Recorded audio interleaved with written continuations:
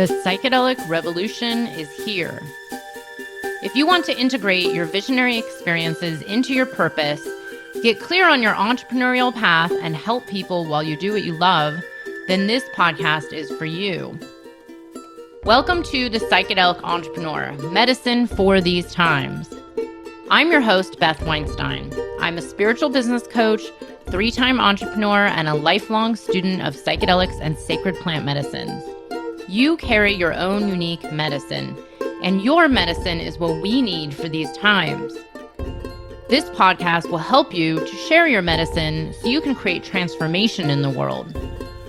Listen in on conversations with psychedelic leaders, changemakers, and conscious entrepreneurs who are living proof that a better world is possible when you follow your heart and live in alignment with your soul. Hey there, welcome back. Thanks for being here. If you are enjoying this podcast or this episode, please consider leaving a review on Spotify or Apple. I would greatly appreciate it. So I wanted to talk about something that is not spoken about much in the coaching and healing space, especially in the medicine space. And that is about boundaries and having boundaries with your clients and with yourself as well. And I don't mean boundaries as in don't inappropriately touch your clients. Of course, don't do that. That's a whole separate episode, which there are many episodes about transference and countertransference in the psychedelic space if you want to explore that. But this is about, really holding the boundaries in yourself first and foremost. How is it that you want to be with your clients? What is it that you want? What are your limitations? What feels right to you? What doesn't feel right? Are you saying yes for the wrong reasons to certain clients, especially just for money?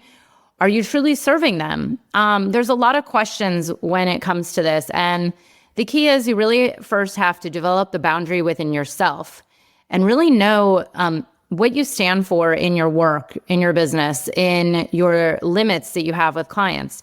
I see this a lot as someone who coaches clients working with clients. And very often in this kind of healing, spiritual space, coaching, helping people, even therapy, our mission, our goal as, someone helping people heal or transform or expand is service. And what happens is when I see this with my clients, when you're just really dedicated to help and being of service, you will very often, not have appropriate boundaries or bend your boundaries or be a little too flexible for people. And I don't mean this in a negative way. Of course, I am flexible with my clients. I'm here to serve them. And sometimes I catch myself really, maybe kind of letting a client cross boundaries too much where it just doesn't feel right and good to me because I'm very clear about my limits, my boundaries, and my containers that I hold with my clients. But when they start to get a little too loosey-goosey around showing up or scheduling or their own requests for, a certain level of flexibility, and of course, I'm always very understanding. And sometimes there are opportunities where you just have to say, look, no, this is my container. It's either you stick to it, or if you can't make a call, or if you have to rearrange your life, here are my limits, or here's how we can make it work. But what I see a lot out there with my clients is very often they will work with people and they feel this need to just say yes to anything because they need the money. And this is where things get really dicey, where, yes, you can have a certain level of, maybe overstepping your own personal boundary to be more flexible for your client, maybe rearranging calls at the last second. This life happens. There's nothing wrong with that.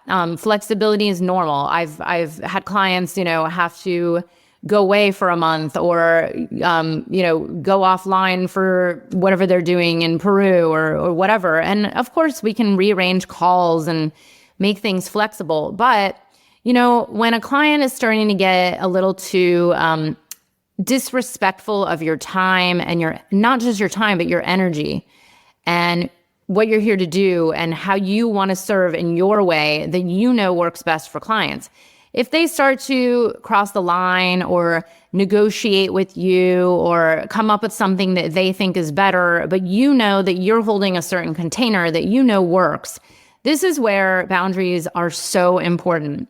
Especially if you're doing work in the psychedelic realm or some kind of healing, very deep healing space, it's important to actually hold a very tight container.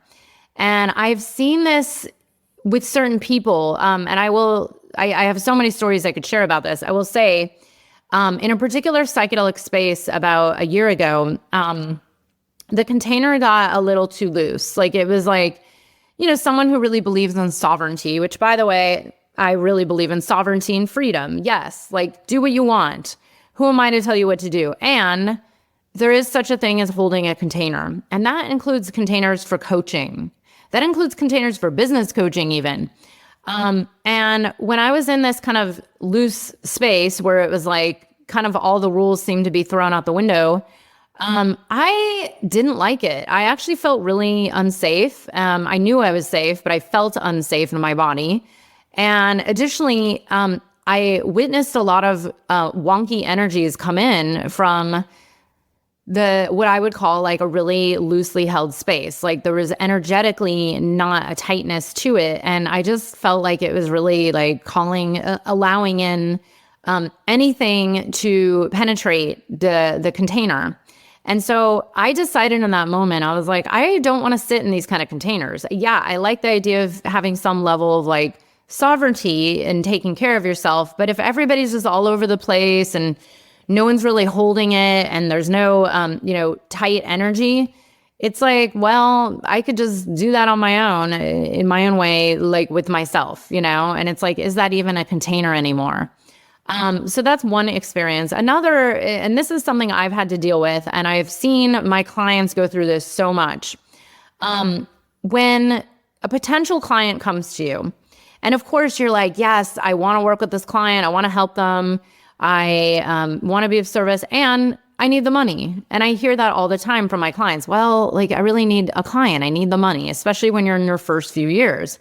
And money is important and we can't bypass that. I see clients very often.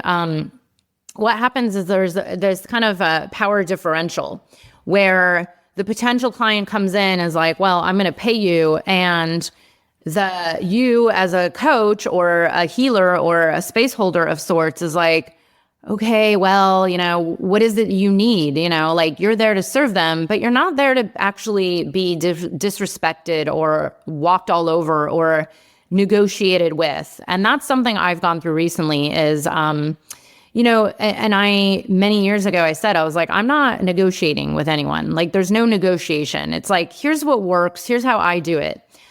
Sometimes I will, like it depends on what the situation is. And sometimes it's valid. Like, oh, okay, well, for your situation, you need this. For your place where you're at in your work, this would be better. And then I think about it and I ask myself, does that feel right? Does that feel good to me? And by the way, is this even going to work? That's one thing I've really learned is the last couple times I've had people negotiate with me and I gave into it where I was like, well, and I always tell them honestly, like, I'm not sure this is going to work as effectively, but if that's what you really want, we can try it out. But I'm just going to make this statement that I cannot guarantee anything, because what I know to work is what I offer. If I didn't know it worked, like I wouldn't offer it. You know what I mean? Like I've been doing this a long enough time to know here's the container I hold my clients in. And I've seen it work over and over and over. And when I make adjustments to that container, it's usually to help them even more. It's because I've found something that's even better, or added a new modality, or, given certain bonus calls or whatever it is, added astrology sessions like I do. But when someone says, well, I know you offer this container, but I actually only want this, and I want to do it over this much, this many months. And, here's what I want to pay. It's like, is that really going to work for you? And this is where I actually believe it's a key to actually growing your business and making money, because it's the energy of what you're holding. And I know this because, I've spent a lot of years like studying like, oh, okay, well, where's my energy going, and how is this affecting potential clients and clients? And when you really hold your energy in the sovereign pillar of your own light, like really knowing your center and what you stand for and what you know worked for the kind of people you're serving, that is an attractive energy that will attract in the ideal clients. And I'm telling you, I have had so many amazing soul ideal clients over the years. Like sometimes I actually can't even believe how amazing some of the people I work with are. But occasionally I'll have someone come in that's like, look, I'm paying you, so here's what I want. And they come in with this energy, that's like, and I get it. I recently got a new car. Yay. But I was like kind of freaking out about getting it and deciding where to get it. And I had this kind of, I came in, and plus I was like already mistrusting of the car salesman. I came in with this energy of like, look, I'm doing you a favor by buying a car. Actually, you know what? I learned very quickly, they're offering me a car that I can only get at a few places, and it's kind of like take it or leave it. They don't need the sale. There's 8 billion people on planet Earth. This is my other point. So when you are a coach, healer, space holder, therapist, whatever you are, and you're trying to grow your business, and of course you're like, I need the money. But what you have to really remember, first, get yourself centered in your own energy, your own boundaries, and know, like, what do you stand for? Who do you want to work with? What do you stand for? What works best for you and what you're bringing to this world? Like, what is your unique medicine? And stick to that as much as it feels right to you. And the only way you can know is by knowing, like, does this feel right? Do I know this is going to work? Is this what's worked in the past? Does it intuitively feel like, okay, this is a possible, way we can work where it feels good? But if it intuitively feels like, there's something about this that I don't think is going to work right, or I've tried that and it didn't really go well before, then just say no. And remember that there are 8 billion human beings on planet Earth. And if you say no to a client, or you hold your firm boundaries and you say, look, I cannot do it that way. We are only doing it this way. And take it or leave it. What that is it becomes so much more of an attractive manifestation energy that, maybe they'll say no and they'll walk away, but someone else who respects your boundaries and respects your container and respects your unique medicine and really honors it and wants it. Well, let's see, there's 7.9999999 billion other people out there besides that one person who said no, that want what it is that you offer. And you have to deeply trust in that.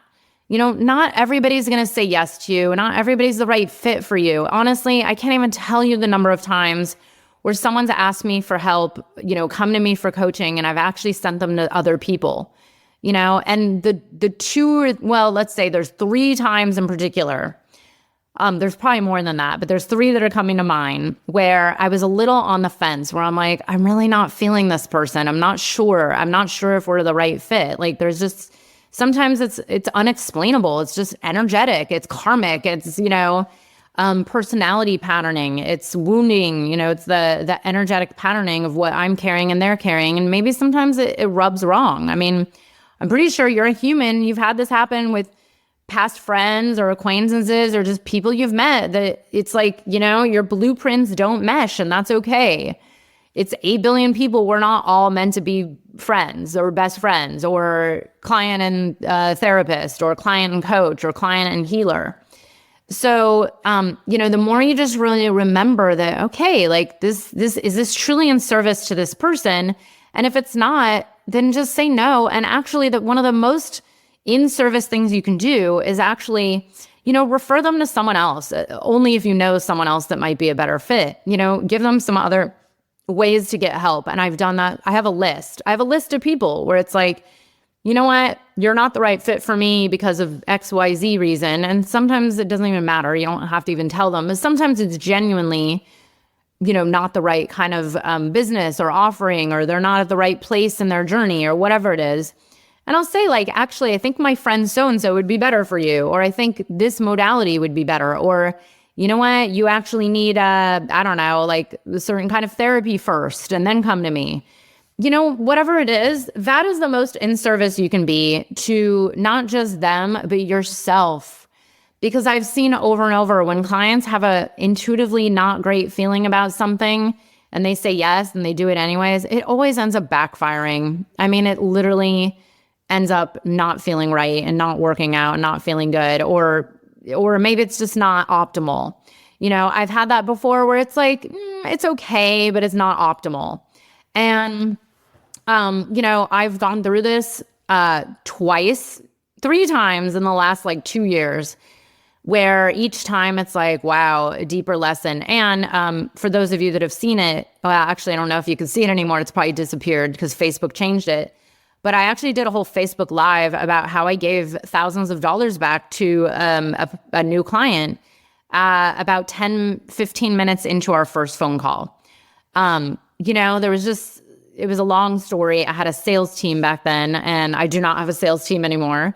And they sold someone a spot and started working with me. And I was like, wow, this person is very much not the right fit. She wanted to do medicine work and had zero respect for this medicine. And honestly, the way her energy, it was all in the energy. The way she was coming at me with her energy of well, I'm paying you and I want this and I want that. And so give me this because I'm paying for your service. And I was like, that's not how it works. It's a two-way relationship. We are in a relationship together, and if you're going to play a power trip, I'm better than you because I'm paying you lots of money, then it's not going to work. The best outcomes, the most results I've seen over the years when working with, hundreds and hundreds of clients is when we enter into it together. It's a co-creative journey. It's a container I'm helping to hold, and we both show up. But there is no power differentiation, It's like that. I would run from people like that. And it's never also about oh, I'm giving you all the answers. It's not about that. I'm here to guide you. I'm here to help you. And yes, I have certain answers that you probably don't even, have no idea about. But in the end, you are a sovereign human being and you're a pillar of light, and you have to be really firm and listen to that. So I'm here to guide my clients to become their truest selves, to become their most authentic selves, and bring their medicine out there into the world in a way that actually really resonates with the kind of clients they want to work with. And I'm here to help my clients be that person, which then, and of course there's strategy and there's making things effective and there's the 3D and how do you make it really work. Of course I have all that, but I'm not here to tell you my unique formula that only works if you follow the exact steps, because it has to have your uniqueness and your flavor. And this is where it becomes so important for me to hold this deep pillar of my center and my light, and encourage my clients and help them and work with them to really hold their container, their light, their pillar of sovereign service. And when you're in that, you are more likely to make more money and get more clients and do your best work in the world. But if you're off and kind of just wonky and loose in your boundaries and saying yes for the wrong reasons and in it just for the money, and it's not going to work. And it ends up really it'll bite you in some way in the end. And I've seen it manifest in so many different ways with my clients. I've seen one of my clients was telling me it was she, oh, well, a lot of clients just don't show up, or they don't come, and I'm like, well, wait a second. What is it in you that you're not holding? Why would someone just bail on a call with you at the last second? There's something deeper there to look at. Or people who, don't pay, which is the worst, or people who, try to negotiate something different in their payments, This is where it's really important to just know and have deep, deep trust that it's okay if you let someone go. It's okay if you say no to a payment or a potential income, because there are 8 billion people on planet Earth, and you are not here to serve everybody. You're here to serve what feels right to you, what feels best in service to that client, and really have such a deep faith that there is money in so many other ways that can come to you. You could say no to someone and you could actually get a client paying you double the price, right? It's always this or something better. So, but this has to start from within you first and foremost. I hope this was helpful. I'm glad we got to explore this together. If you have more questions about this, please feel free to reach out and take a look at my offerings. I am actually bringing to the world a new offering in the next month or 2 months that is a private container where we're doing a lot of subconscious reprogramming work with my transformational neurolinguistic programming, along with coaching and some metaphysical work as well. I'm really excited to be offering this. If you want to hear more, please shoot me a message on any of the platforms or an email. And I hope to see you back here next week. Bye. I hope you enjoyed the episode. If you're feeling inspired, I'd appreciate it if you showed your love with a review. And check out my YouTube channel where you can find the video version of this podcast. You can also head to bethaweinstein.com to learn more about me and grab my free business growth trainings. Remember, you carry your own unique medicine, and your medicine is what we need for these times.